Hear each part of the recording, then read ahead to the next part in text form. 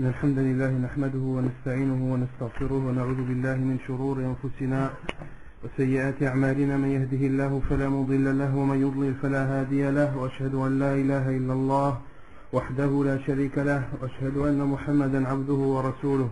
يا أيها الذين آمنوا اتقوا الله حق تقاته ولا تموتن إلا وأنتم مسلمون. يا أيها الناس اتقوا ربكم الذي خلقكم من نفس واحدة وخلق منها زوجها وبث منهما رجالا كثيرا ونساء، واتقوا الله الذي تساءلون به والأرحام إن الله كان عليكم رقيبا. يا أيها الذين آمنوا اتقوا الله وقولوا قولا سديدا يصلح لكم أعمالكم ويغفر لكم ذنوبكم، ومن يطع الله ورسوله فقد فاز فوزا عظيما. أما بعد، فإن أصدق الحديث كتاب الله تعالى، وخير الهدي هدي محمد صلى الله عليه وسلم، وشر الأمور محدثاتها، وكل محدثة بدعة وكل بدعة ضلالة وكل ضلالة في النار. Donc toujours dans la continuité de la lecture et des quelques commentaires sur le livre intitulé Al-Wajiz fi Fiqh Sunnati wal Kitab al-Aziz du Cheikh Abdul Azim ibn Badawi al-Khilafi. Quant à la semaine dernière, on avait parlé des endroits dans lesquels il nous était interdit de prier. On avait commencé par citer tout d'abord les endroits dans lesquels, ou la règle qui nous montre les endroits dans lesquels on a le droit de prier. Quelle est cette règle? Quelle est cette règle? Avant la semaine dernière, dans le chapitre des endroits qui nous sont interdits à la prière, on a commencé par dire des endroits qui nous sont autorisés à la prière, avant de parler des endroits qui nous étaient interdits. Quels sont les endroits qui nous sont autorisés à la prière? C'est un des avantages que le prophète avait sur les autres prophètes, qui fait que la terre était pure et était un endroit approprié. Donc on avait cité le hadith du prophète sallam. Le hadith qu'on avait cité, c'est la version où le prophète sallam a parlé de 6. Il y a d'autres versions où le prophète sallam parle de 5. On a dit qu'il y avait plus que 5 ou 6 spécificités que le prophète sallam avait au-dessus des autres envoyés. Et on avait dit que parmi ces spécificités, le prophète sallam a dit: et la terre m'est considérée comme moyen de purification et comme lieu de prière. Et on avait dit masjida dans ce hadith signifiait l'endroit du sujoud, makan ou sujoud. Donc la règle, c'est que la terre tout entière est un endroit de prière. Ça, c'est la règle générale. Et on avait dit qu'à cette règle générale, il y avait des exceptions, des endroits qui nous sont interdits à la prière, et ces endroits nous ont été montrés par le prophète alayhi salatu wassalam. Quels sont ces endroits qui nous sont interdits à la prière? Al-Maqbaratu wal-Habban. Le cimetière, on avait dit le cimetière, ça signifie aussi l'endroit où il y a une tombe. Et que le cimetière contienne une tombe ou plusieurs, il est interdit d'y prier. On avait dit aussi que à partir du moment où la personne est dans l'enceinte du cimetière, même si elle prie dans un endroit isolé de ce cimetière, un endroit qui ne contient pas de tombe, on avait dit qu'il rentre quand même dans l'interdiction, car l'interdiction de prier dans le cimetière, quelle en est la cause? C'est un moyen de... car le fait de ne pas prier, de prier est un moyen qui peut amener la personne à faire du shirk, à adorer les morts qui sont enterrés ou à les invoquer en dehors d'Allah subhanahu wa ta'ala. Et on avait dit que notre religion était venue pour fermer toutes les portes, petites soient-elles, qui pourraient nous emmener vers un grand mal, et en l'occurrence ici c'est le shirk. Et on avait parlé aussi de hammam. Qu'est-ce qu'on avait dit sur le hammam? Qu'est-ce qu'il peut me répondre autre que Bachir? Je crois que c'est toujours Bachir. Non. On avait dit le hammam, c'était l'endroit où l'on se lave, c'est-à-dire là, la salle de bain à notre époque. Non. Et quelle est la cause? Pourquoi est-ce qu'il nous interdit de prier dans le hammam?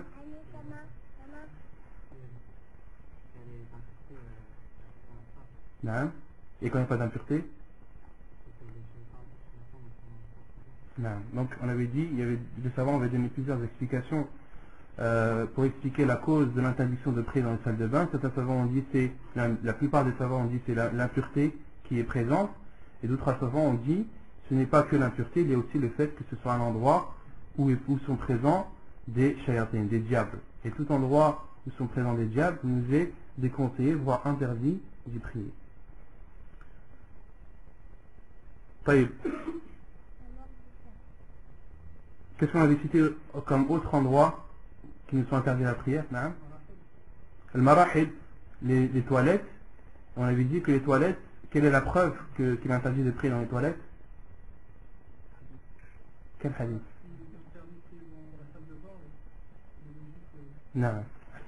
S'il est interdit de prier dans une salle de bain, il est encore plus interdit de prier dans les toilettes. Et ça, en arabe, ça s'appelle comment? En arabe, ce raisonnement s'appelle comment? Al-qiyas, quelle sorte de qiyas?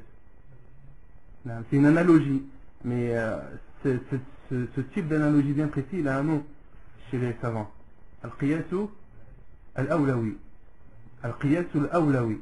إذا كانت الصلاة يمنع الصلاة في الحمام فمن باب أولى تمنع في المراحيض. Les savants appellent cela al-qiyas al-awlawi, c'est-à-dire l'analogie comment dire, l'analogie du raisonnable ou du plus raisonnable. S'il est interdit de prier dans une salle de bain, il est encore, par l'analogie du plus raisonnable, il est encore plus interdit de prier dans les toilettes. Non, on peut dire comme ça, l'analogie de l'évidence. Non. J'avais une question pour Non. le fait de dire le basmala quand tu vas faire le dos dans le hammam, tu dis le basmala. Non. Il y a juste de dire le basmala? Non, il y a juste de dire le basmala. Le professeur m'a dit que c'est le voile entre toi et les djinns. Non, quand on va faire le dos. أتوضأ. نعم. أتوضأ. أيوة. أقول بسم الله. نعم. Bien sûr, les choses. Parce que الصلاة لا يجوز. Ouais. Parce que الصلاة الله أعلم لا يجوز parce que il y a كلام الله. فهمت يا أخي؟ Non, on a dit la salat la tajouz, on a dit pourquoi la tajouz. Soit parce qu'il y a de la pureté, l'impureté, ou soit parce que c'est un endroit qui est contenu ou qui contient des diables. Mais est-ce que cela interdit de dire bismillah? Non, ça interdit pas de dire bismillah. Et certains savants ont même dit qu'il est autorisé de citer le nom d'Allah dans les toilettes. Parce qu'ils ont cité que le prophète alayhi salam, lorsqu'un compagnon est venu le saluer, le prophète sallam ne lui a pas répondu. Et lorsque le prophète sallam a fini de faire ses besoins et qu'il a fait les ablutions, le prophète sallam a dit Inni karihtu an adhkura Allah fi tilka al-hala. Alors que je suis dans cette position ou dans cette situation. Et certains savants ont dit qu'il est interdit de prononcer le nom d'Allah pendant que tu fais tes besoins. Elle est au moment où tu fais tes besoins, pas au moment où tu es dans la salle de bain ou dans les toilettes. Certains savants ont dit ça et ont pris comme preuve ce hadith du prophète alayhi salam. Donc le fait de prier, le fait de ne pas prier dans la salle de bain ne signifie pas qu'il est interdit de dire bismillah. Et il y a des hadiths du prophète sallam qui disent le fait de dire bismillah, c'est un voile qui te permet de cacher ta nudité au djinn. Or ta nudité tu la découvres où? Dans les toilettes ou dans la salle de bain? Non. Quels sont les autres endroits qui nous sont interdits à la prière? Les endroits où il y a les chameaux. Non. Les endroits où stationnent les chameaux et où ils dorment. Où ils stationnent, où ils dorment. Et on avait dit la cause, quelle est la cause de cela? Car ils ressemblent aux shayatin. Non. Ils ressemblent aux shayatin, c'est-à-dire ils ressemblent aux shayatin. Non, par rapport au caractère, par rapport à la méchanceté, non, et par rapport à l'agressivité aussi. Retenez beaucoup une bonne mémoire. Non, que c'est un animal qui en lui est mal. Et les endroits où stationnent les chameaux, mais lorsqu'ils ne sont pas présents, qui nous est autorisé de prier. On avait cité la parole du Cheikh Al-Abbad, il disait que non. Il disait sawa'an kanat al-ibil mawjouda am la, que les chameaux soient présents dans ces endroits ou non, il nous est interdit d'y prier. Non. Et on avait parlé, il y a une question qui avait été posée la semaine dernière concernant de prier dans un endroit où il y a des images. Je vous ai dit que j'allais faire une recherche. J'ai trouvé une fatwa Cheikh Abdullah ibn Humayd, rahimahullah, qui est un des grands savants d'Arabie Saoudite qui est décédé, rahimahullah, il a été questionné, est-ce qu'il est autorisé هل يجوز أن نصلي في مكان يوجد صورة ولا نستطيع أو ليست لدينا قدرة على أن نقطع هذه الصورة. Est-il autorisé de prier dans un endroit qui contient des images, sachant que nous n'avons pas la possibilité de déchirer, ou que nous ne pouvons pas, ou nous n'avons pas la possibilité de déchirer ou de enlever ces images. La réponse du Cheikh al-Jawab, لا بأس بالصلاة وخاصة إذا كانت الصورة مما يداس بالأرجل كما لو كانت في الفراش أو في موضع يداس ويؤطأ، وهذا لا بأس به كما صرح به شيخ الإسلام ابن تيمية رحمه الله. أما لو كانت الصورة أمامك وأنت مستقبل القبلة فهذا مكروه، والصلاة الصحيحة إن شاء الله ولا بأس بذلك، فإن أمكنك أن تجد مكانا لم يكن فيه صورة فهو أولى. Donc le cheikh a répondu qu'il n'y a pas de mal à prier dans un endroit où il y a une photo. Donc la question c'est pour celui qui n'a pas la possibilité de l'enlever. La question elle est bien précise et la réponse c'est une réponse qui vient à cette question.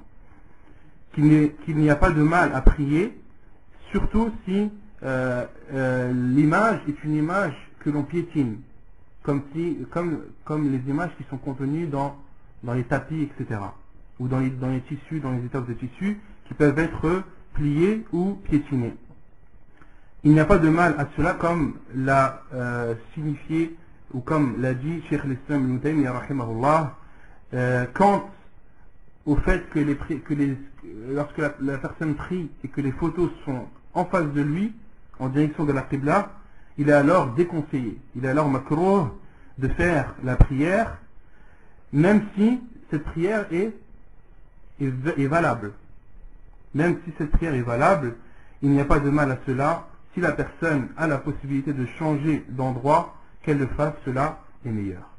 Donc on retient de la fatwa du Cheikh, rahimahullah, c'est qu'il est déconseillé de prier dans un endroit où il y a des photos pour la personne qui n'a pas la possibilité d'enlever ces photos, lorsque ces photos sont en face de lui, lorsqu'elles sont devant la direction de la Kaaba, de la Qibla.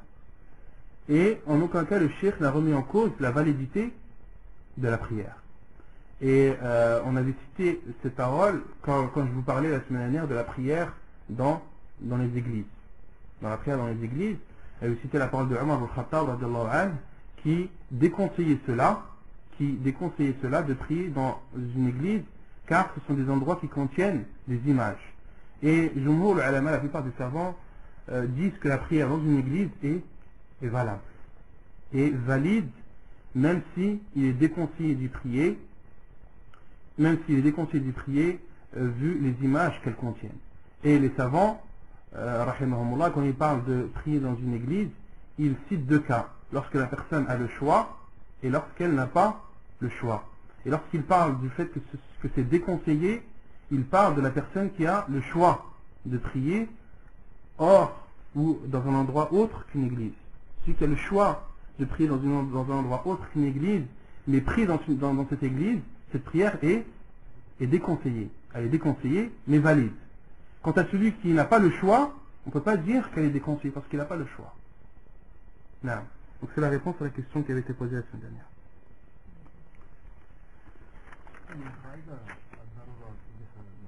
dernière. Les cas d'extrême urgence autorisent les choses interdites. Mais il y a une autre règle qui restreint cette règle-là. Beaucoup de gens utilisent cette règle mais n'utilisent pas la deuxième qui la restreint. Beaucoup disent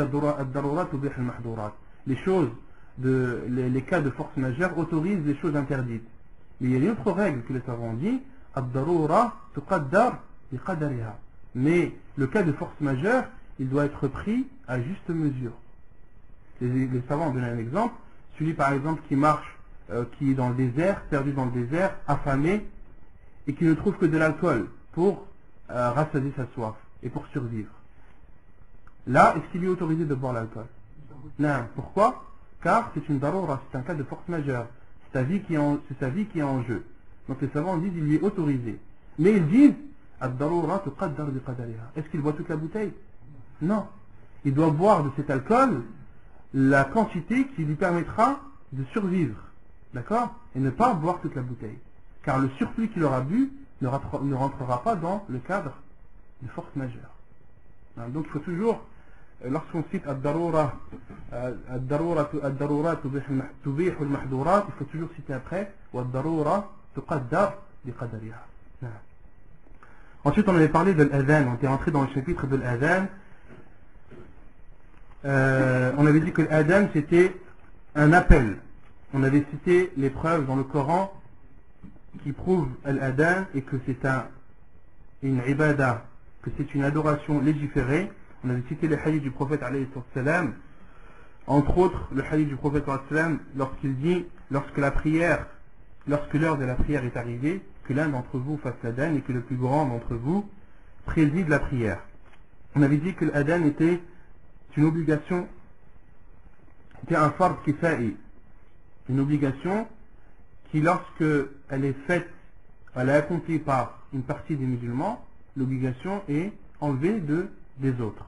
Ce n'est pas, dans une mosquée, il n'est pas obligatoire pour chaque personne qui rentre dans la mosquée de faire l'adhan. Non, si une personne le fait, cela enlève l'obligation sur les autres. On avait dit que l'adhan était obligatoire, que ce soit en voyage ou non.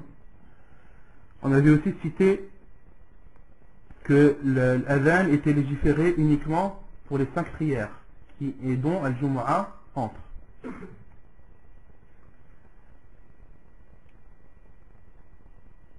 طيب. On avait aussi parlé des bienfaits de l'adhan. Qui peut me citer un hadith du prophète sallam qui montre les bienfaits de l'adhan? On en avait cité 3. 2 qui sont inscrits dans le livre et un 3e que j'avais rapporté en plus. Non, un hadith du prophète sallam qui montre les bienfaits de l'adhan, qui montre la récompense de celui qui fait l'adhan, les mérites de l'adhan. Non.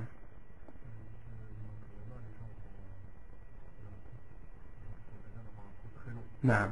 Le prophète sallam a dit inna atwala an-nas yawm al-qiyamah inna atwala an-nas a'naqan yawm al-qiyamah al-mu'adhdhinun, que ceux qui auront le cou le plus long le jour du jugement seront ceux qui font l'appel à la prière. Ce seront eux qui seront visibles parmi toutes les personnes présentes le jour du jugement. Non. Non. Si les gens connaissaient le mérite dans le premier rang l'adhan et qu'ils n'avaient pas le choix que de faire Salah.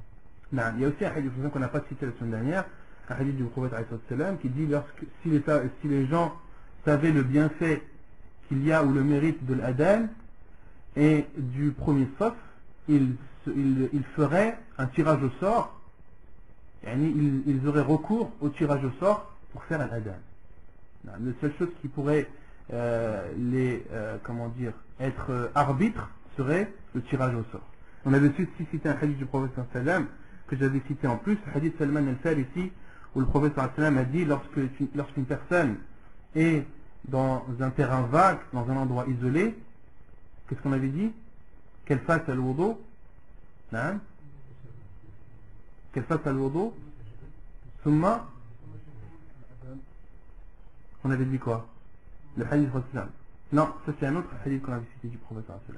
Ça, ce hadith-là, hadith Salman al-Farisi, إذا كان الرجل بأرض قيس فحالت الصلاة فليتوضأ, qu'il fasse les ablutions. فإن لم يجد ماء فليتيمم فإن أقام صلى معه ملكان. S'il fait l'iqama, prieront derrière lui ces 2 anges. وإن أذن وأقام, et s'il fait al-adhan et l'iqama, صلى وراءه من جنود الله ما لا يرى طرفاه, prieront derrière lui des soldats d'Allah, c'est-à-dire des anges qui seront tellement nombreux que leur bout ne sera pas visible. Non. Non, il y a aussi le hadith de Sa'id al-Khudri radiyallahu anhu, où lorsque le prophète a dit, en parlant à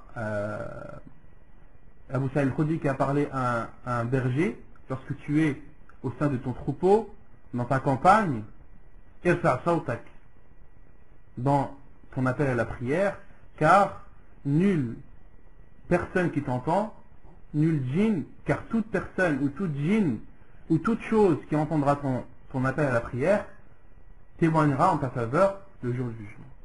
Pas le hadith, C'est qawl de Abu Sa'id al-Khudri radiyallahu anhu, mais ensuite Abu Sa'id al-Khudri, qu'est-ce qu'il a dit à la fin du hadith? Sami'tuhu min Rasulillahi sallallahu alayhi wa sallam. Ensuite Abu Sa'id al-Khudri a dit, j'ai entendu cela du prophète alayhi salatu wa sallam. طيب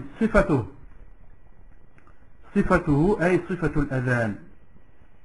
عن عبد الله بن زيد بن عبد ربه قال لما أجمع رسول الله صلى الله عليه وسلم أن يضرب بالناقوس وهو له كاره لموافقته النصارى طاف بي من الليل طائف وأنا نائم رجل عليه ثوبان أخضران وفي يده ناقوس يحمله قال فقلت يا عبد الله أتبيع الناقوس؟ قال وما تصنع به؟ قال قلت ندعو به إلى الصلاة. قال أفلا أدلك على خير من ذلك؟ فقلت بلى.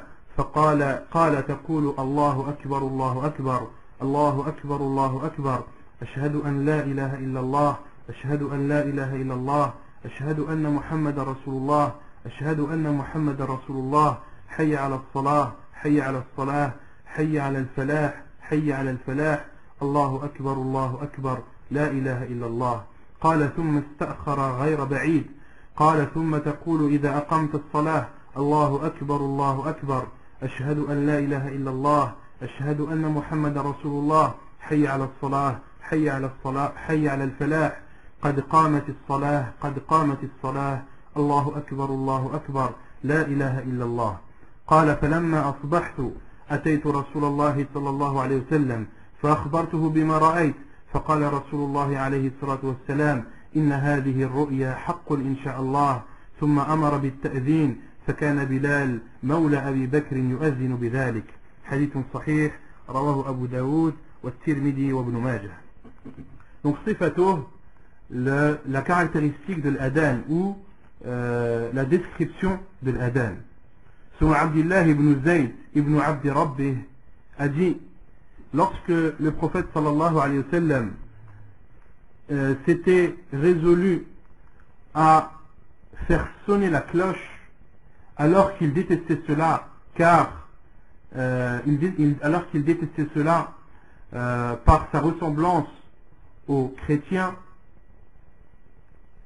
طاف بي من الليل طائف وأنا نائم. Un homme est venu vers moi alors que je dormais, c'est-à-dire dans mon rêve. Et non, là c'est Abdullah ibn Zayd. Non, là c'est Abdullah ibn Zayd qui parle, qui dit lorsque le prophète sallallahu alayhi wa sallam s'était résolu à faire sonner la cloche. Et cette riwaya du hadith, la riwaya, la version d'Abu Daoud, rahimahullah, elle résume le début, car le prophète sallallahu alayhi wa sallam avait consulté ses compagnons radiyallahu anhum afin de trouver un moyen ou de trouver le meilleur moyen et le plus efficace pour pouvoir appeler les gens à la prière. Et des compagnons ont proposé au prophète sallallahu alayhi wa sallam des cornes, de souffler sur une corne. Et le prophète sallallahu alayhi wa sallam a refusé, car cela est utilisé par le peuple des Juifs. Et il a été proposé au prophète alayhi wa sallam la cloche. Le prophète sallallahu alayhi wa sallam avait refusé, car cela était une ressemblance au peuple chrétien. Et des compagnons ont proposé au prophète alayhi wa sallam d'allumer un feu. Et le prophète alayhi wa sallam a refusé, car cela était une ressemblance au Majus. Et dans ce hadith, Abdullah ibn Zayd dit Lama ajma'a Rasulullah sallallahu alayhi wa sallam. Donc le prophète sallallahu alayhi wa sallam s'était résolu à utiliser la cloche, mais ne l'a pas utilisée. Il s'était résolu à l'utiliser malgré qu'il détestait cela, car il n'avait pas trouvé d'autres moyens. Mais le prophète sallallahu alayhi wa sallam n'a pas utilisé la cloche pour appeler les gens à la prière. Et après cette consultation du prophète sallallahu alayhi wa sallam avec ses compagnons, le soir même, Abdullah ibn Zayd radiyallahu anhu a fait un rêve. il a fait un rêve qu'un homme est venu vers lui. Un homme qui était habillé de deux vêtements verts. عليه ثوبان أخضران وفي يده ناقوس يحمله. Et cet homme avait dans sa main une cloche qu'il prenait. قال فقلت. Et Abdullah ibn Zayd a dit à cet homme, donc toujours dans son rêve, Ya Abdullah, ô esclave d'Allah. Et les savants ont utilisé cela pour dire que c'est ainsi que l'on doit appeler celui qu'on ne connaît pas. Les savants ont dit وفي هذا دليل على أو هذا خطاب لمن لا يعرف. Une personne que tu connais pas, au lieu de dire Muhammad ou Al-Hajj, ou tu dis Ya Abdullah, ô Abdullah. Atabi'u al-naqus. Donc Abdullah ibn Zayd a dit à cet homme, ô esclave d'Allah, Ya Abdullah, est-ce que tu vends cette cloche? Et l'homme lui a répondu, que veux-tu faire avec cette cloche? Abdullah ibn Zayd a dit, afin que l'on appelle à la prière. L'homme lui a dit, ne veux-tu pas que je te montre une chose meilleure que cela? Abdullah ibn Zayd radiyallahu anhu a répondu, bien sûr. Et l'homme lui a dit, taqulu, dis, Allahu akbar, Allahu akbar, Allahu akbar, Allahu akbar, ashhadu an la ilaha illallah, ashhadu an la ilaha illallah, ashhadu anna Muhammad Rasulullah, ashhadu anna Muhammad Rasulullah, hayya ala salah.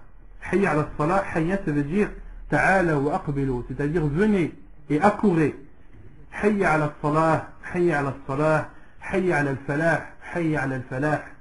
Et accourez, hayya ala al-falah signifie accourez et venez vers la félicité.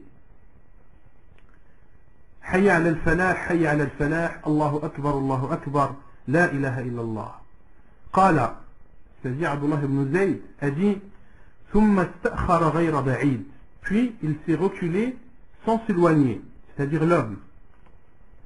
Et les savants ont dit فيه دليل على أن الأذان لا يوافق الإقامة.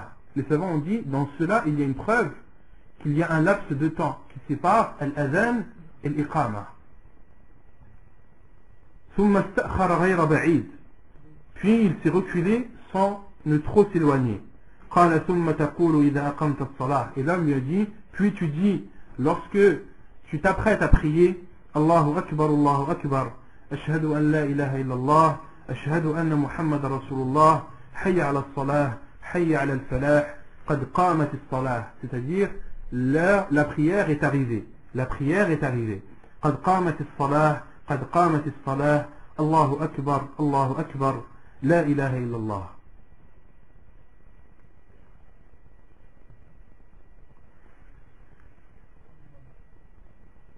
Et Abdullah ibn Zayd radiallahu anhu a dit, et le lendemain matin,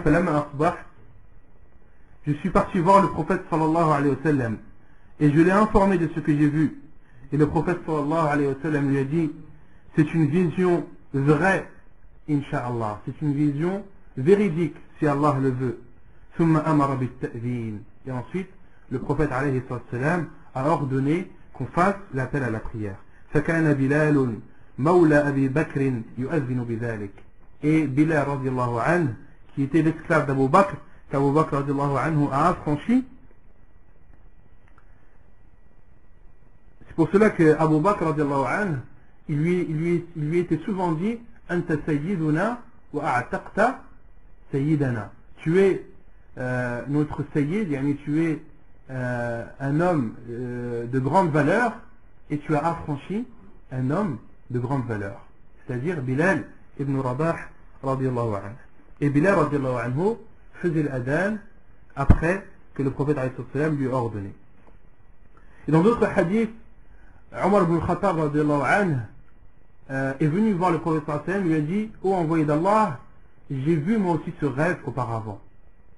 Donc Omar radiallahu anhu avait vu ce rêve, avait vu que l'adhan devait être fait de la sorte avant Abdullah ibn Zayd radiallahu anhu.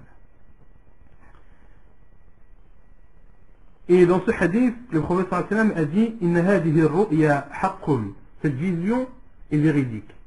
Or, il y a une règle que les savants ont instaurée, c'est que il ne découle jamais de jugement en se basant sur une vision, sur un rêve. Sauf si ce rêve a été présenté au prophète alayhi salatu wassalam, ou est mis en concordance, ou est exposé à sa sunna alayhi salatu wassalam. Les savants ont dit إلا إذا عرض هذه إلا إذا عرضت هذه الرؤيا على رسول الله صلى الله عليه وسلم في حياته وعلى سنته في مماته. Pour utiliser un rêve et en appliquer des jugements, il faut que ce rêve soit présenté au prophète sallallahu alayhi wa sallam dans son vivant, ou bien alors qu'il soit présenté à sa sunna, à la sunna du prophète sallallahu alayhi wa sallam après sa mort. Car beaucoup de gens utilisent des rêves et le diable vient leur faire al-waswas, vient leur insuffler des fausses choses et fait croire à ces gens qu'ils ont vu le prophète alayhi salam alors qu'en vérité ils ne l'ont pas vu. Ils ont peut-être vu dans leur rêve une personne et ils ont cru que c'était le prophète alayhi salam, mais en vérité ce n'était pas lui. C'est pour cela qu'Abdullah ibn Abbas radiyallahu anhu, qui expliquait les rêves, lorsque des personnes venaient le voir et lui disaient j'ai vu le prophète sallallahu alayhi wa sallam en rêve, la première question qu'il posait était décris-le-moi. Décris-moi le prophète sallallahu alayhi wa sallam comme tu l'as vu dans ton rêve. Et si la personne disait c'était une personne très grande, non, le prophète sallallahu alayhi wa sallam n'était pas très grand, il n'était pas très petit, même s'il était plus grand que petit. Autant de détails que les compagnons radhiyallahu anhum connaissaient. Et le prophète sallam a dit Inna shaytana la yatamassalu bi. Le diable ne prend jamais mon apparence, c'est-à-dire ma vraie apparence. Ma vraie apparence. Celui qui a vu le prophète sallam dans sa vraie apparence, comme cela est décrit dans sa sunna alayhi sallam, sache que tu as vu le prophète alayhi sallam.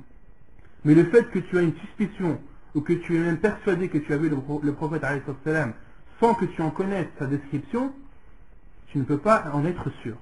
D'accord ? Ala kulli hal, les savants sont clairs que des jugements ne découlent pas des rêves. Car beaucoup de gens d'innovation utilisent cela pour appuyer leur innovation. Tu vas dire non, par exemple, il n'y a pas de adhan en dehors de sa prière. Il va dire mais si, j'ai vu dans mon rêve que j'étais avec le prophète sallam le jour de l'Eid et il y avait l'adhan. Donc ça veut dire que c'est vrai qu'il y a l'adhan pour salat l'Eid, parce que j'étais avec le prophète sallallahu alayhi wa sallam. Beaucoup de gens d'innovation ne trouvent pas de preuves dans la sunna du prophète sallallahu alayhi wa sallam et s'en retournent aux rêves.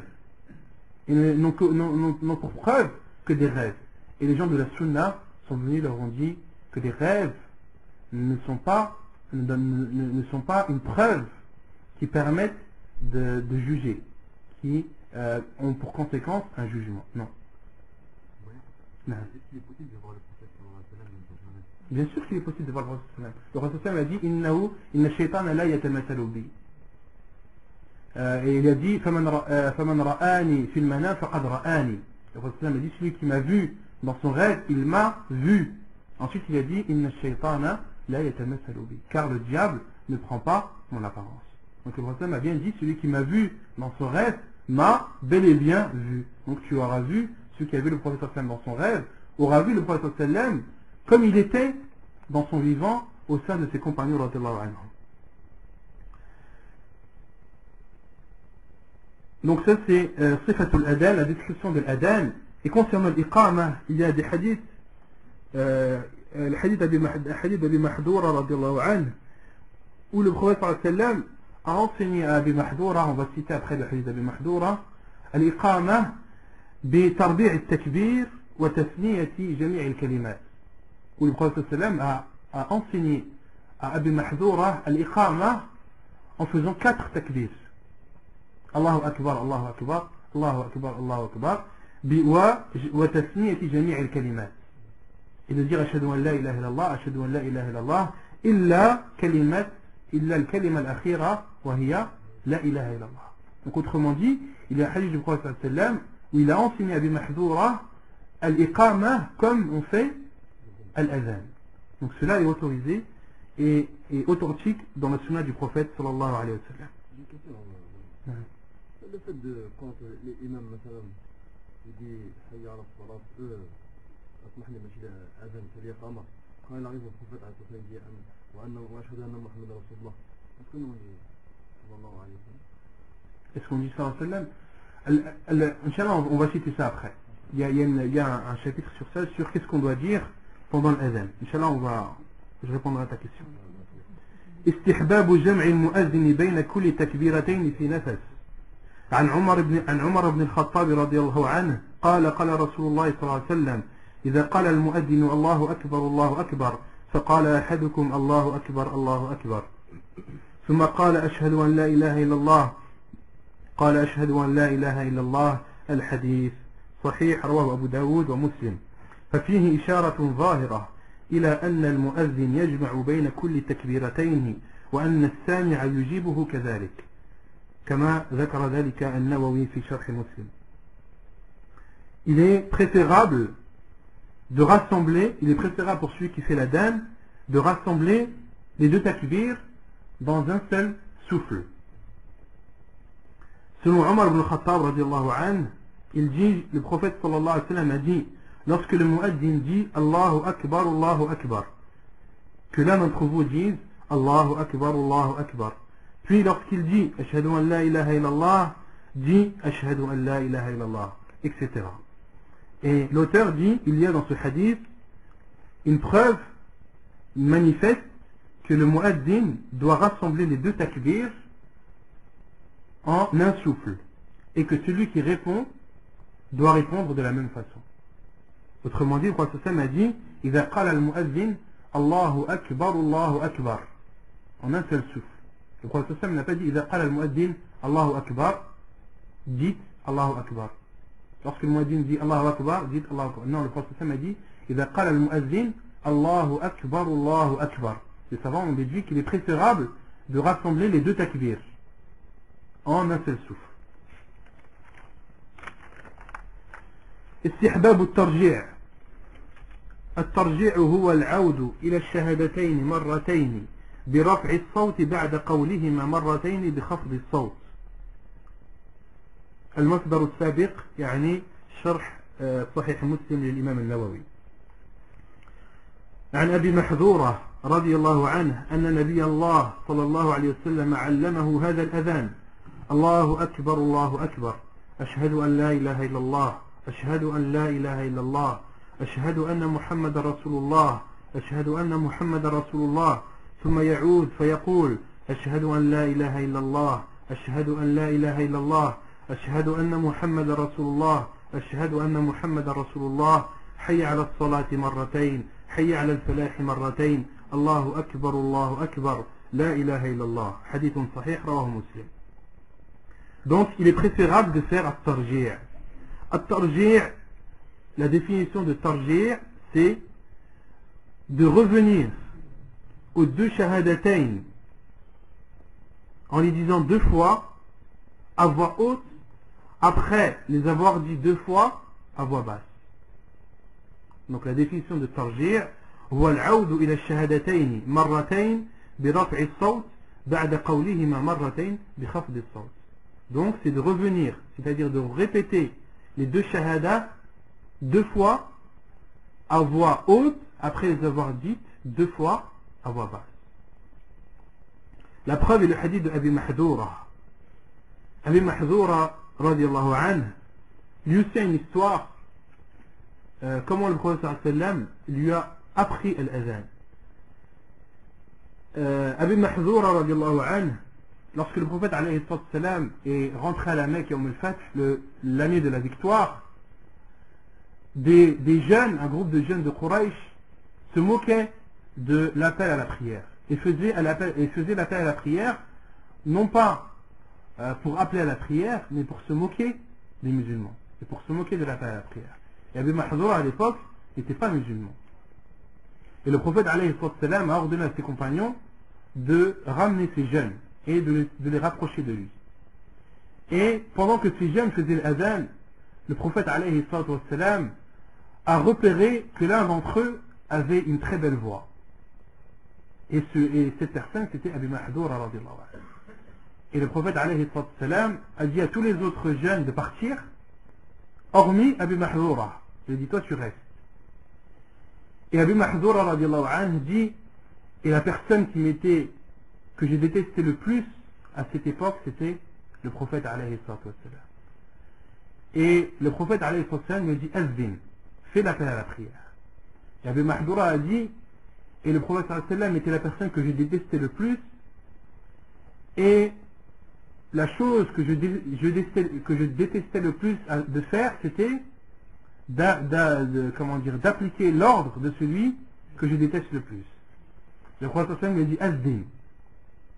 Et Abi Mahzoura lui a dit Allimni, apprends-moi comment faire l'azan. Et avant cela, le prophète alayhi sallam a posé sa main sur le devant de la tête d'Abi Mahzoura, l'a essuyé et a fait des invocations en sa faveur. Et les savants ont dit Abi Mahzoura par la suite n'a jamais coupé les cheveux qui étaient où le prophète sallam avait posé sa main, car c'était un endroit pour lui qui était béni. C'est vrai, le prophète sallam, les endroits qu'il touche sont bénis. Et le prophète alayhi sallam lui a alors enseigné l'azan. Et Abi Mahzoura était fier. Pourquoi? Car c'est le prophète alayhi sallam en personne qui lui a appris et lui a enseigné l'appel à la prière. Il a dit, le prophète sallam lui a dit de dire Allahu Akbar, Allahu Akbar. Puis de dire Ashhadu an la ilaha illallah, Ashhadu an la ilaha illallah, Ashhadu anna Muhammadan Rasulullah, Ashhadu anna Muhammadan Rasulullah, thumma ya'ud fa yaqul. Et dans d'autres versions, le prophète alayhi sallam lui a dit, tu l'as dit, tarfidu biha sawtak. Dans une autre version du hadith, dans la version de Abu Daoud, le prophète alayhi sallam lui a dit, tarfidu biha sawtak. C'est-à-dire, tu l'as dit à voix basse. Thumma ya'ud, puis tu reviens et tu répètes et tu dis, Ashhadu an la ilaha illallah, Ashhadu an la ilaha illallah, Ashhadu anna Muhammadan Rasulullah, Ashhadu anna Muhammadan Rasulullah. Tarfa'u biha sawtak. Dans la version d'Abu Daoud, le prophète alayhi sallam lui a dit Tarfa'u biha sawtak, c'est-à-dire tu élèves ta voix lorsque tu répètes les deux shahadas deux fois. Hayya ala salati marratayn, hayya ala al-falah marratayn. Donc de dire hayya ala salat deux fois, hayya ala al-falah deux fois, Allahu akbar, la ilaha illallah. Et l'auteur du livre, Al-Wajiz, a cité uniquement la version de Muslim. Et il y a d'autres versions dans les Sunan qui sont plus explicites, où la description du prophète, la description de l'adhan que le prophète sallam a fait à Abi Mahzoura est beaucoup plus explicite.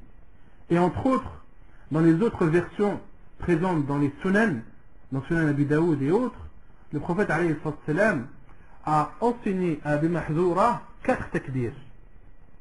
Au début, il lui a enseigné 4 takbir, de lui dire, il lui a dit, dis Allahu Akbar, Allahu Akbar, Allahu Akbar, Allahu Akbar. 4 takbir. Or, dans la version de Muslim, il n'est cité que 2 takbir. Il y a donc là une contradiction, entre guillemets, même si on avait dit qu'il n'y a jamais de contradiction dans les hadiths du prophète alayhi salatu wassalam, mais les savants ont dit que les versions des autres hadiths sont plus authentiques. Donc, c'est elles qui doivent être prises en compte. Comme l'a dit Cheikh Al-Fawzan, العمل على التربيع في التكبير هو قول جماهير أهل العلم. Cheikh Al-Fawzan a dit l'application des 4 takbir est l'avis de l'ensemble ou de la majorité des savants. Et Cheikh Ibn Uthaymin a dit أن التربيع أصح وأنه يؤخذ به وهي مطابقة لحديث عبد الله بن زيد بن عبد ربه. Et Cheikh Ibn Uthaymin dit les versions qui citent les 4 takbir sont plus authentiques et sont en concordance avec la version ou en concordance avec le hadith de Abdullah ibn Zayd qui est, c'est quoi le hadith d'Abdullah ibn Zayd ibn Abd Rabbi? Le rêve. Et dans le rêve il y a combien de takbir? Il y en a 4.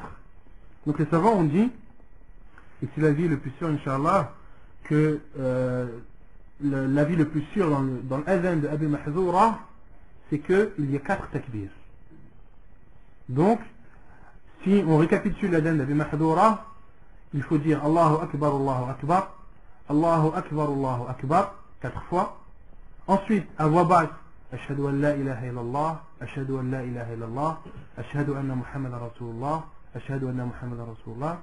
Puis à voix haute, Ashhadu an la ilaha illallah, Ashhadu an la ilaha illallah, Ashhadu anna Muhammadan Rasulullah, Ashhadu anna Muhammadan Rasulullah, Hayya ala al-salah, Hayya ala al-salah, Hayya ala al-falah, Hayya ala al-falah, Allahu Akbar, la ilaha illallah. Et Abi Mahdoura radiallahu anhu, après que le prophète alayhi salatu wassalam lui a enseigné l'adhan, il lui a ordonné de faire l'adhan à Mecca.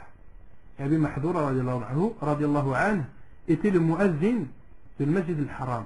C'était lui qui faisait l'appel à la prière dans la mosquée sacrée de la Mecque, jusqu'à ce qu'il soit décédé radiallahu anhu. Vous avez compris l'adhan d'Abi Mahdoura? Non. Il n'était pas encore musulman. Le prophète sallam, juste avant, il avait posé sa main sur le devant de sa tête, et le prophète sallam a fait des invocations. Et ensuite, Abi Mahdoura a dit, et après cela, le prophète sallam était la personne que j'aimais le plus au monde. Non. Donc après, Abi Mahdoura a embrassé l'islam et est devenu, comme je vous l'ai dit, le muazzin de Masjid al-Haram. Non. C'est la question? Oui.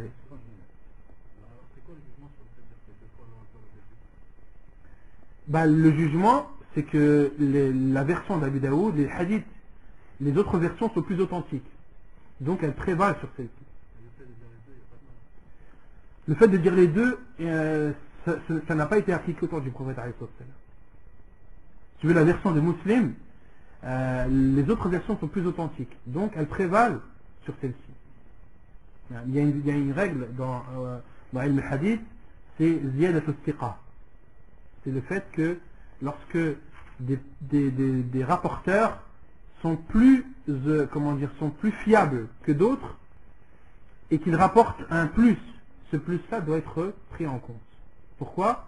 Car ces rapporteurs sont plus fiables que les autres. Non. Et pour les personnes qui, quand ils font la danse, Allahu Akbar, Ashhadu an la ilaha, ils commencent à chanter à la kulli hal. Ça, on va citer, Inch'Allah, les choses qui sont interdites dans l'adhan, at-talhin. Et le fait de dire Allahu Akbar, cela, bien précisément, les savants l'ont interdit. Parce que Akbar, c'est le pluriel en arabe de tambour. Non, c'est le pluriel de tambour. Quand tu dis Allah, c'est des tambours. Wal'ayadu billah. Et certains savants disent Hada min al-shirk. Comme l'imam Ibn Abdul Wahhab a dit Hada min al-shirk. Donc c'est clair qu'il y a des choses qui sont interdites dans l'adhan. Il y a beaucoup d'innovations dans l'adhan. Le fait de trop prolonger les mots d'oud. D'accord? Et on va citer, Inch'Allah, après, la parole des savants sur les choses qui sont interdites à faire ou les innovations présentes dans l'adhan. طيب يقول المؤلف التثويب في الأذان الأول للصبح عن أبي محذورة أن النبي صلى الله عليه وسلم علمه الأذان وفيه حي على الفلاح حي على الفلاح الصلاة خير من النوم الصلاة خير من النوم في الأولى من الصبح الله أكبر لا إله إلا الله. حديث صحيح رواه النسائي. قال الأمير الصنعاني في سبل السلام قال ابن رسلان فشرعية التثويب إنما هي في الأذان الأول للفجر لأنه لإيقاظ النائم، وأما الأذان الثاني فإنه إعلام بدخول الوقت ودعاء إلى الصلاة. التثويب في الأذان الأول للصبح. التثويب durant le premier adhan du subh. التثويب c'est-à-dire le fait de dire as-salatu khayru min an-nawm. Les savants appellent cela at-tathwib. Donc le titre c'est at-tathwib, le fait de dire as-salatu khayru min an-nawm durant le premier adhan du subh.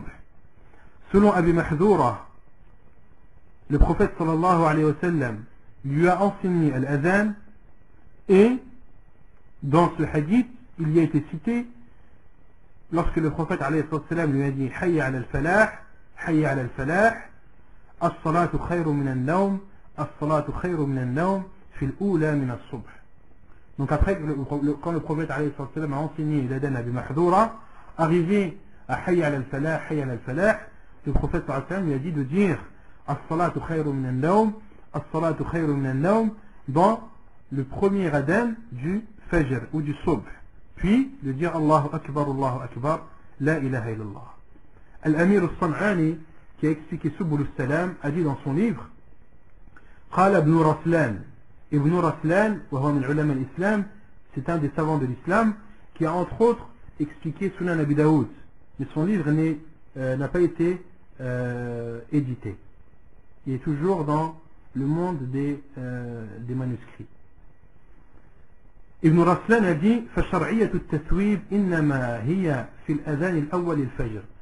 Il est légiféré de faire التثويب uniquement dans le premier adhan du Fajr, car c'est pour réveiller celui qui dort. Quant au deuxième adhan, il est légiféré pour informer de l'entrée de l'heure et d'appeler les gens à la prière. Intaha. Non.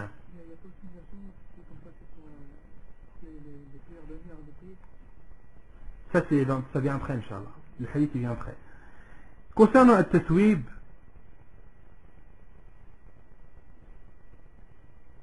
le fait de dire as-salatu khayru min an-nawm, les savants sont divergés. Les savants ont divergé. La plupart des savants sont d'accord sur le fait que as-salatu khayru min an-nawm se dit après Hayya ala al-falah. Car certains savants disent que as-salatu khayru min an-nawm se dit après l'adhan. Ils ont quelques hadiths, mais l'avis le plus sûr, Inch'Allah, comme les cités dans le hadith Abi Mahdoura, dans la version d'Abi Daoud, où le hadith est très explicite, où le prophète sallallahu alayhi wa sallam lui a bien dit de dire as-salatu khayru min an-nawm après Hayya ala al-falah. Et les savants sont divergés sur dans quel adhan doit-on dire as-salatu khayru min an-nawm. Est-ce que c'est dans le premier adhan ou est-ce que c'est dans le second? Car il y a deux adhans dans le Fajr.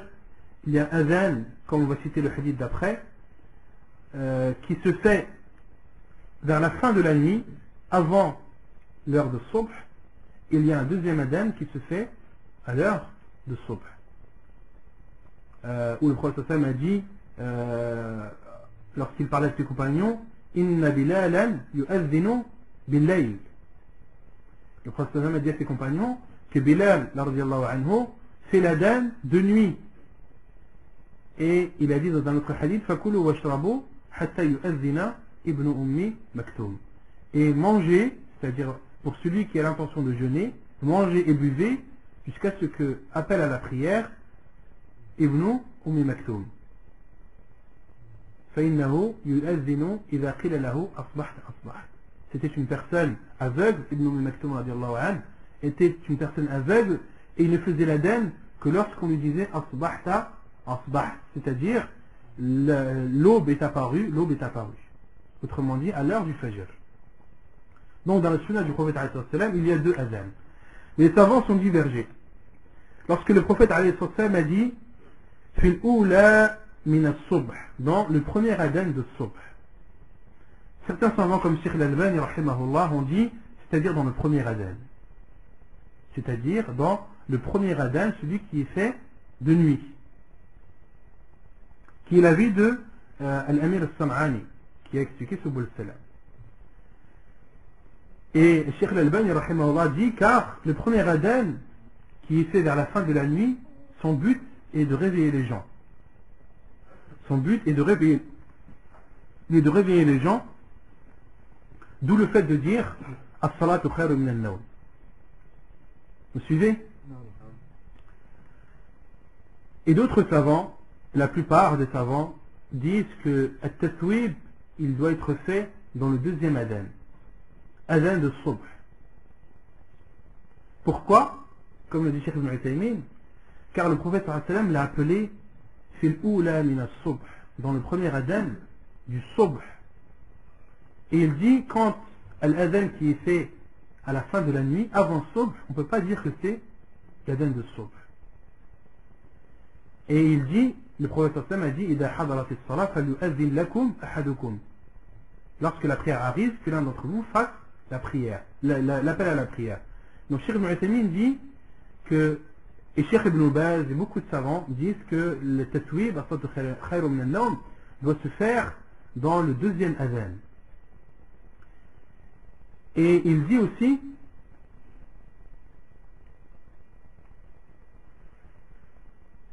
que et si l'on dit, Cheikh Ibn Uthaymin dit, et si l'on dit, mais dans le hadith il est cité fil oula min as-subh, dans le premier adhan du subh. Cheikh Ibn Uthaymin dit il n'y a pas de problème, car le deuxième adhan du subh peut être considéré comme le premier et l'iqama comme le second, car l'iqama est aussi appelé adhan. Le prophète a dit bayna kulli adhanayni salah, bayna kulli adhanayni salah. Et Cheikh Ibn Uthaymin et Cheikh Ibn Baz et Cheikh Al-Abbad tous disent que le fait d'appeler à la prière, le fait de dire as-salatu khayru min an-nawm, cela est dit, doit être dit dans le deuxième adhan, car c'est à ce moment que la prière est meilleure que le sommeil. Car as-salatu khayru min an-nawm, ça veut dire la prière est meilleure que le sommeil. Car à ce moment, tout le monde doit se réveiller. Or, une personne qui dort vers la fin de la nuit, il est possible que pour cette personne, le sommeil soit préférable que la prière. Car une personne qui est fatiguée, qui n'a pas la force de prier, qu'est-ce qu'on va lui conseiller vers la fin de la nuit? De prier ou de dormir? De dormir. Pour lui, le sommeil est préférable et meilleur pour lui que de prier. D'accord? Autant de preuves que les savants ont citées. Et Cheikh Al-Albani, rahimahullah, lui, a l'autre avis. Il dit non, on doit réveiller les gens dans le premier adhan, parce que c'est à ce moment où ils doivent se réveiller. Mais quand, au deuxième adhan, les gens sont déjà tous réveillés. Pourquoi dire un sort de khayr min an-nawm? Parce que les gens la plupart sont réveillés.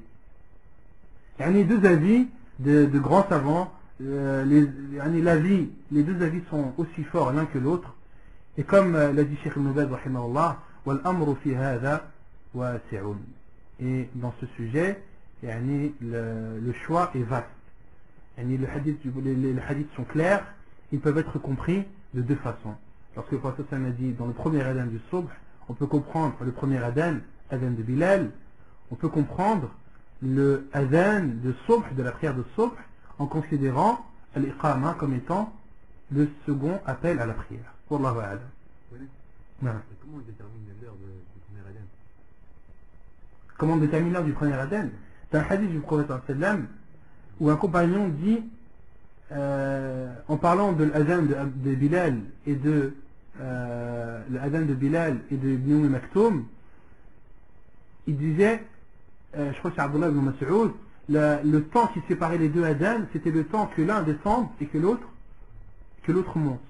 Et certains savants ont dit que c'est à peu près un quart d'heure. Et après, d'autres savants ont dit tout dépend du pays. Et tout dépend du pays et de l'habitude qu'ils ont pris. Par exemple, si jamais tu fais l'adhan un quart d'heure, le premier adhan un quart d'heure avant le second, les gens risquent de se mélanger. Ils vont pas savoir est-ce que c'est le premier ou est-ce que c'est le second. Quand par exemple en Arabie, à Médine, à la Mecque, le premier adhan se fait une heure avant. Une heure avant le second. Il n'y a pas de temps bien défini que l'on doit absolument respecter. Non. Tout dépend des gens et de ce qui est connu dans ce pays. En Arabie, tu sais que une heure avant Al-Fajr, le premier adhan, l'adhan qui est fait, c'est le premier adhan.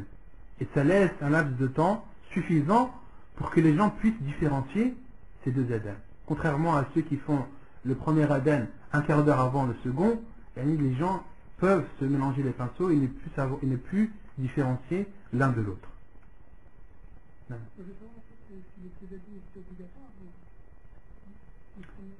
Le premier adhan Bilal, Allahu A'lam. Le jugement du deuxième adhan, Allahu A'lam, je ne sais pas. Je ferai une recherche, Inch'Allah. Le second, c'est clair, il est obligatoire. Le premier, Allahu A'lam. Non.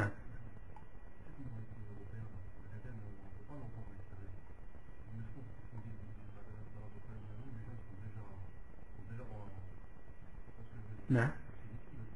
Non, bah dans ce cas-là, c'est inutile de faire l'adhan, parce que les gens n'entendent pas.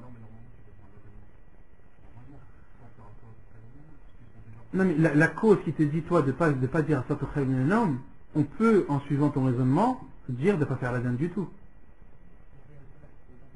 Non, parce que quand tu appelles à la prière, à la base, c'est un appel à la prière. Donc tu appelles les gens à la prière. Donc, toi, tu dis, le fait de dire As-salatu khayrun min an-nawm dans les pays européens, à l'intérieur des mosquées, il n'y a pas d'utilité, puisque les gens n'entendent pas ce que tu dis. D'accord? Mais si on suit ce raisonnement, dans ce cas-là, l'adhan aussi, on ne le fait pas. Or, l'adhan, c'est une obligation. C'est une sha'ira, c'est même un emblème de la religion. Et en aucun cas, il ne doit être délaissé. Non. Même le fait de le dire, au contraire, il faut le dire. Il faut le dire car c'est la sunna du prophète alayhi salam. Al-adhan, le prophète a enseigné à Abi Mahdour al-adhan, et on se doit de faire l'adhan comme nous l'a enseigné le prophète alayhi salam, que l'on soit à l'intérieur ou à l'extérieur. Non, c'est pas un problème.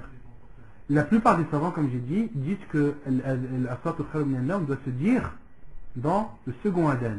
Mais si tu prends l'avis de Cheikh Al-Albani qui dit que As-salatu khayrun min an-nawm ne se dit que dans le premier et non dans le second, dans ce cas-là, non, tu ne dis pas As-salatu khayrun min an-nawm dans le second adhan.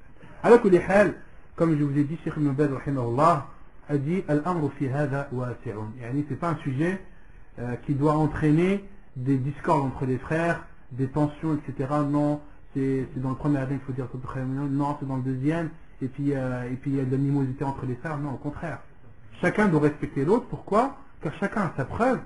Et l'un n'a pas suivi ses passions. Au contraire, il a suivi le hadith du prophète alayhi salam. Il n'y a que la compréhension qui a changé. Or, cette compréhension, ce n'est pas n'importe quelle compréhension.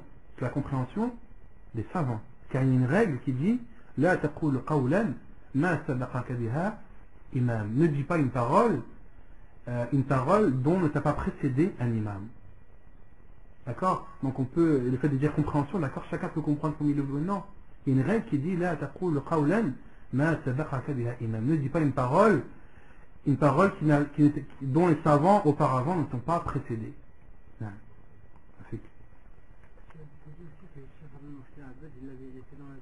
Cheikh Al-Abbad, Cheikh Al-Albani, Cheikh Ibn Uthaymin, Cheikh Ibn Baz sont de l'avis que Al-Adhan, Al-Tatwib, le fait de dire As-salatu khayrun min an-nawm, doit se dire durant le second adhan. طيب يقول المؤلف استحباب الأذان في أول الوقت وتقديمه عليه في الفجر خاصة عن جابر بن سمرة قال كان بلال يؤذن إذا زالت الشمس لا يرخم ثم لا يقيم حتى يخرج إليه النبي صلى الله عليه وسلم فإذا خرج أقام حين يراه حديث صحيح رواه مسلم وأبو داود. Donc il est préférable de faire l'adhan au début de son heure وتقديمه عليه في الفجر خاصة et de faire l'adhan avant son heure et ceci uniquement pour la prière du Fajr. Donc là, le frère qui avait posé la question sur le deuxième adhan, si on suit l'avis de l'auteur, c'est préférable. Si on suit l'avis de l'auteur, c'est préférable, car il dit il est préférable de faire l'adhan au début de son heure et il est préférable de le faire avant l'heure et ceci uniquement pour la prière du Fajr. La preuve est le hadith de Jabir ibn Samura radiyallahu anhu qui dit Bilal radiyallahu anhu faisait l'adhan au moment où le soleil commençait à dépasser le zénith. Au moment où le soleil dépassait le zénith, c'est-à-dire au début de l'heure de Dhuhr. La yarkhumu. La yarkhumu, ça veut dire qu'il ne négligeait pas cela et ne retardait jamais. Comme l'a dit As-Sindi dans l'explication de Sunan ibn Majah, والمراد أنه كان غالبا يؤذن في الوقت المعتاد لا يؤخر عنه. الشيخ As-Sindi qui a expliqué Sunan ibn Majah a dit, et cela signifie que la plupart du temps Bilal radiallahu anhu faisait l'appel à la prière à l'heure connue de la prière, c'est-à-dire au début de son heure, et ne retardait pas. ثم يقيم حتى يخرج إليه النبي صلى الله عليه وسلم. Et Bilal radiallahu anhu faisait al-iqama lorsque il voyait le prophète sallallahu alayhi wa sallam sortir.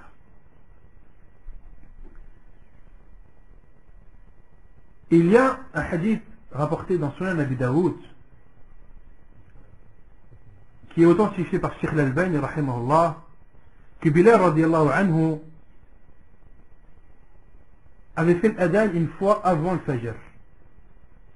Bilal radiallahu anhu une fois avait fait l'adhan avant l'heure du fajr. Et le prophète alayhi salatu wassalam lui a ordonné de retourner et de dire Inna al-abda qad nam, Inna al-abda qad nam. Le prophète alayhi salatu wassalam a ordonné à Bilal de retourner et d'appeler les gens et de dire Inna al-abda qad nam. Le serviteur a dormi, le serviteur a dormi. Et Al-Hafid ibn Hajar rahimahullah a dit dans son livre Fath al-Bari Sharh Sahih al-Bukhari, a dit والمراد أي قد منعته النوم قد منع النوم لعينيه من تبصير الفجر, c'est-à-dire que le sommeil a empêché les yeux de Bilal de voir l'aube, de voir l'aube. Et le prophète c'est pour ça qu'il lui a dit Inna al-abda qad nam, le serviteur a dormi. Autrement dit, excusez-moi, car mon état de sommeil n'a pas permis à mes yeux de bien voir l'aube apparaître. Pour appeler les gens à ne pas prendre en considération l'appel à la prière qu'il avait fait. Et les savants ont dit ce hadith de Bilal radiallahu anhu doit être compris, et que ce fait a eu lieu au début de la hijra du prophète alayhi salam, au début de l'islam, le moment où il n'y avait pas deux appels à la prière. Car au début il n'y avait pas deux appels à la prière, il n'y en avait qu'un seul. Et c'est pour cela que le prophète alayhi salam a dit à Bilal de revenir et de dire Inna al-abda qad nam, Inna al-abda qad nam. D'accord, car certains peuvent vous dire oui mais pourquoi dites-vous qu'il est autorisé de faire l'adhan avant l'heure de l'fajr, alors que dans le hadith le Coran a dit à Bilal de revenir et de dire Inna al-abda qad nam. On dit non, c'est vrai, le hadith il est authentique. Et les savants ont expliqué et ont dit que cela c'était au début de l'islam, au moment où il n'y avait qu'un seul adhan pour le fajr. Mais après, vers la fin de la vie du prophète alayhi salam, le prophète alayhi salam à Médine avait deux muazzin, avait deux personnes qui appelaient à la prière. Le premier était Bilal et le second était Ibn Maktoum. طيب فإذا خرج أقام حين يراه. Et là Bilal radiallahu anhu faisait al-iqama au moment où il voyait le prophète alayhi salatu wassalam. Et là il y a une question qui se pose, quand est-ce que les personnes doivent se lever pour la prière? Il y a plusieurs hadiths à ce sujet et plusieurs paroles de compagnons radiallahu anhum. Il y a d'abord le premier athar de Anas radiallahu anhu qui se levait lorsque le muazzin disait Qad qamat as-salah. Il y a ce athar de Anas radiallahu anhu qui se levait au moment où le muazzin disait Qad qamat as-salah. Il y a d'autres hadiths comme le hadith d'Abi Hurayra dans Sahih Muslim qui dit que la prière au temps du prophète sallallahu alayhi wa sallam, on faisait l'iqama et les gens se levaient pour aligner leurs rangs alors que le prophète alayhi wa sallam n'était pas encore arrivé dans son lieu de prière. Autrement dit, ils se sont levés avant que le prophète sallallahu alayhi wa sallam n'arrive. Et les savants ont dit que ce hadith de Abi Hurayra dans Sahih Muslim et le athar de Anas radiallahu anhu, comme l'a dit Sheikh Al-Albani rahimahullah, doivent être compris lorsque l'imam est dans la mosquée. Lorsque l'imam est dans la mosquée et que les gens savent que l'imam est dans la mosquée, il se lève au moment où Al-Mu'azzin dit qad qamat as-salah, ou bien au moment où il le voit. D'accord? Au moment où il le voit. Ce n'est pas une obligation de se lever au moment où al-mu'azzin dit qad qamat as-salah. Mais Anas radiyallahu anhu le faisait. Néanmoins, ce n'est pas une obligation. Il y a un autre hadith du prophète alayhi salam lorsqu'il dit إذا أقيمت الصلاة فلا تقوموا حتى تروني. Lorsque l'iqama est faite, ne vous levez que lorsque vous m'avez vu. Et Cheikh Al-Albani rahimahullah dit, ce hadith doit être compris lorsque l'imam est en dehors de la mosquée. Lorsque l'imam est en dehors de la mosquée, on applique le hadith du prophète sallam qui dit de ne pas nous lever que lorsque l'on a vu, même si l'iqama a été faite. Même si l'iqama a été faite, si l'imam vient de l'extérieur, même si lorsque l'imam est à l'extérieur, même si l'iqama a été faite, on doit se lever pour la prière qu'à partir du moment où on a vu l'imam. D'accord? Car les savants disent, car si les gens se lèvent, l'imam peut être retardé. L'imam peut être retardé, l'imam peut arriver en retard. Et les gens sont beaucoup plus impatients lorsqu'ils sont debout que lorsqu'ils sont assis. Contrairement à lorsque l'imam est dans la mosquée, d'accord, et que l'iqama est faite, là on peut se lever, même si on n'a pas vu l'imam, car on sait qu'il est présent et on sait que incessamment sous peu, il sera dans son endroit de prière et présidera la prière. C'est ainsi que Cheikh Al-Albani rahimahullah a rassemblé les hadiths à ce sujet.